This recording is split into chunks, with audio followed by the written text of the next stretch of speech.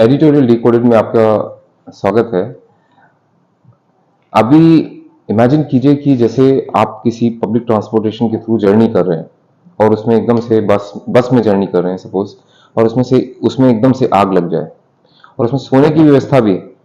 आप सो रहे हैं और उसमें आग लग गई, तो सोचिए क्या हालत होगी, क्या इंसिडेंस होगा। तो ऐसा ही इंसिडेंस एक कुरनूल बस इंसिडेंट एक्सीडेंट का केस था जो जिसमें एडिटोरियल में डिस्कस किया गया है डिटेल में। स्लीपिंग डेथ ट्रैप्स, बस became sleeping death traps.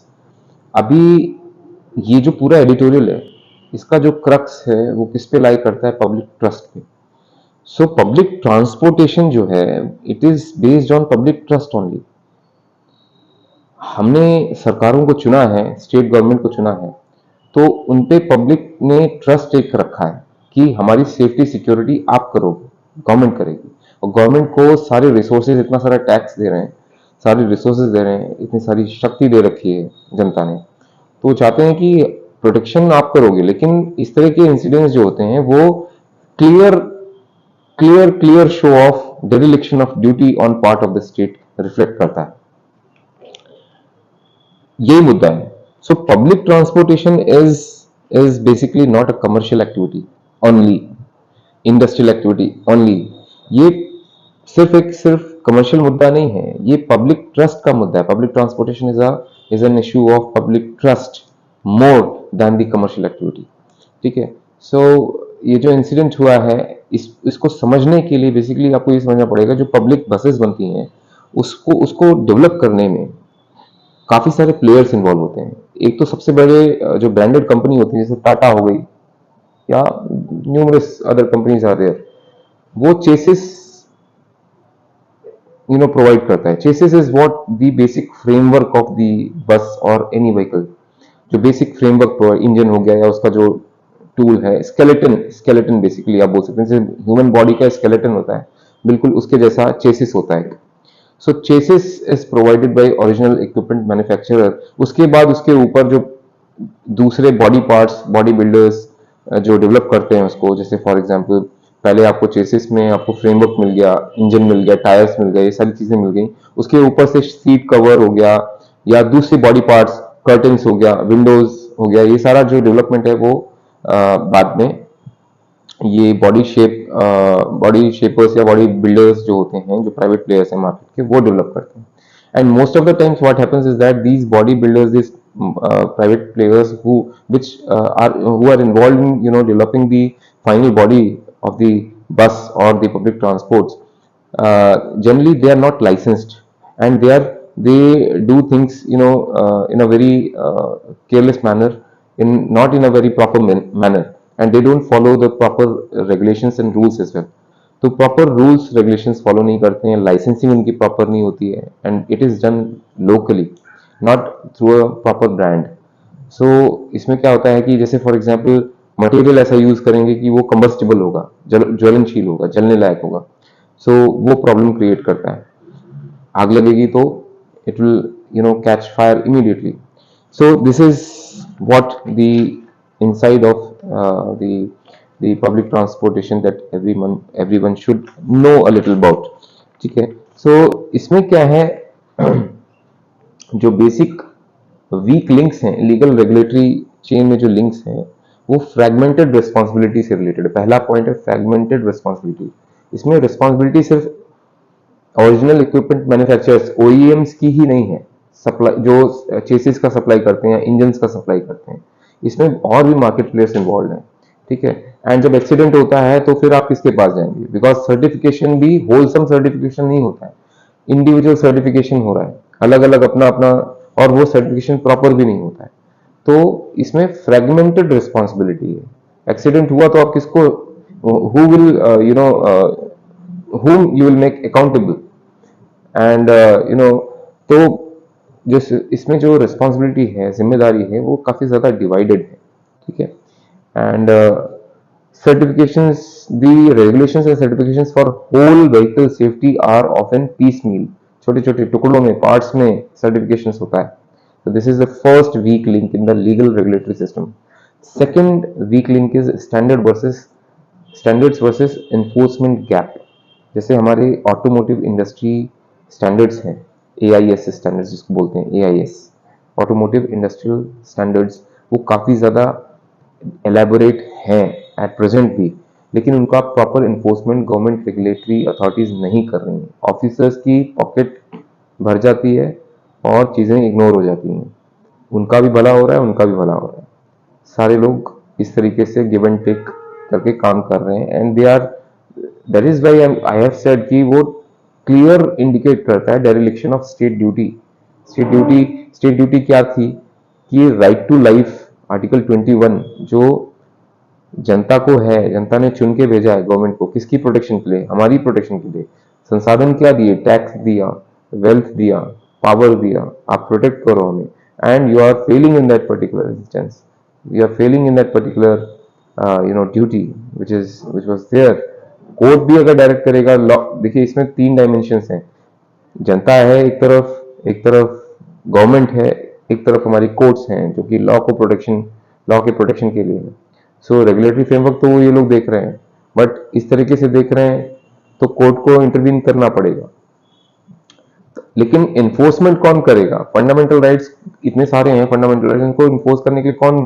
Police, state government authorities, government tools ही आएंगे। तो कोर्ट भी अगर डायरेक्ट करेगी तो इन्हीं इसी गवर्नमेंट को ही करेगी डायरेक्ट। तो गवर्नमेंट को इसकी रिस्पॉन्सिबिलिटी को समझना बहुत ज़रूरी है। उनकी ड्यूटी का जो कॉम्प्रोमाइज़ हुआ है वो बहुत ज़्यादा सीवियर है इस मामले में। तीसरा है वीक लिंक, जो है lack of mandatory crash testing and whole vehicle certification. Whole vehicle certification नहीं होता है कभी, सर्टिफिकेट्स होता है ना, पीसमिल सर्टिफिकेशन चल रहा है। And crash testing, mandatory compulsory crash testing होती नहीं। ओरिजिनली थोड़ा बहुत हुआ तो हुआ, उसके बाद फिर बीच में उसका मेंटेनेंस के टाइम पे क्रैश टेस्टिंग होता ही नहीं। एंड जो इंस्पेक्टर्स हैं वो रिस्पॉन्सिबल हैं इसके लिए, they don't do the proper duty. Immediate intermediate checkups और इंस्पेक्शंस प्रॉपर होने चाहिए, एंड स्ट्रिक्ट एक्शन लेना चाहिए। ऑपरेशनल लैप्सेस ये हैं कि ड्राइवर्स जो हैं, कंडक्टर्स हैं, प्रॉपरली ट्रेंड नहीं है, रिस्क मैनेजमेंट के लिए ट्रेंड नहीं है, ब्रीफिंग नहीं करते हैं। जर्नी स्टार्ट हो गई, बस की जर्नी स्टार्ट हो गई, पैसेंजर्स बैठे हैं, उनको जैसे फ्लाइट में ब्रीफिंग दी जाती है, सेफ्टी डूज एंड डोंट्स बताए जाते हैं, सेफ्टी नॉर्म्स बताए जाते हैं, ऐसा कुछ भी नहीं बताया, ऐसा कुछ भी ट्रेनिंग ड्राइवर्स के पास नहीं है। एंड जब एक्सीडेंट होता है, they react in a very kind of impulsive reaction that they give, and they don't understand what they should do in such kind of situations because of lack of proper training. तो ये एक बहुत बड़ा weak link है। Accountability opacity है, सीधी सी बात है। जब एक्सीडेंट हो चुका है तो आप किसको अकाउंटेबल करेंगे? इतने सारे मल्टीपल प्लेयर्स हैं मार्केट में, बॉडी शेपर्स, बॉडी बिल्डर्स, जो बस की बॉडी बना रहे हैं, इंजन लगा रहे हैं। सबसे बड़ा एक वीक लिंक ये है कि क्या करते हैं कि एक ऑक्सिलरी फ्यूल टैंक लगा देते हैं, तो वो भी कई बार लीकेज उसमें होता है, प्रॉब्लम्स क्रिएट होती हैं। This should not be allowed by the authorities. वही लोग अभी अथॉरिटीज में इंस्पेक्टर्स जो हैं, ट्रांसपोर्ट इंस्पेक्टर्स, वो उनको प्रॉपर इंस्पेक्शन करके इन सब चीज़ों को रोकना चाहिए।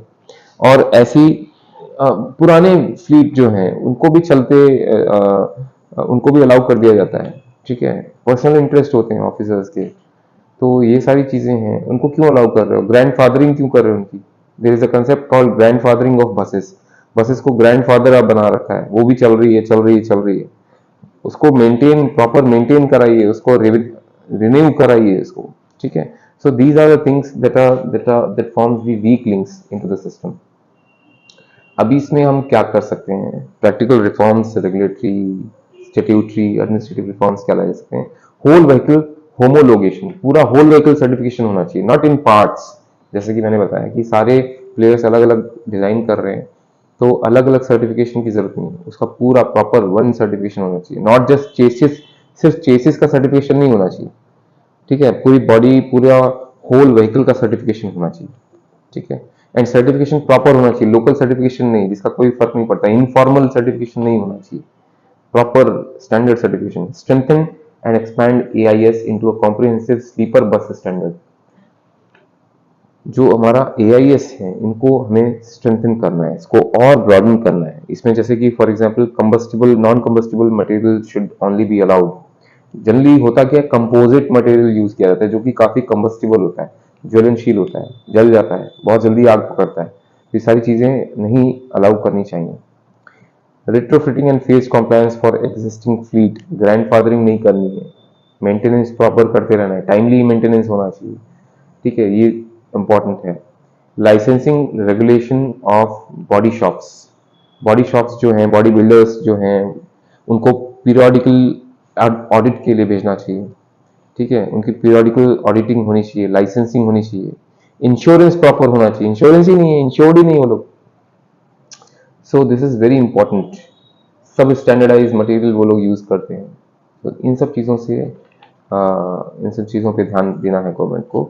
ऑपरेशनल ऑब्लिगेशंस ऑन ऑपरेटर्स, जो ऑपरेटर्स हैं उनकी ऑपरेशनल ऑब्लिगेशन होनी चाहिए, जैसे कि फायर फाइटिंग, इवैक्यूएशन ड्रिल्स, इनमें ट्रेनिंग आपको देना है, ठीक है।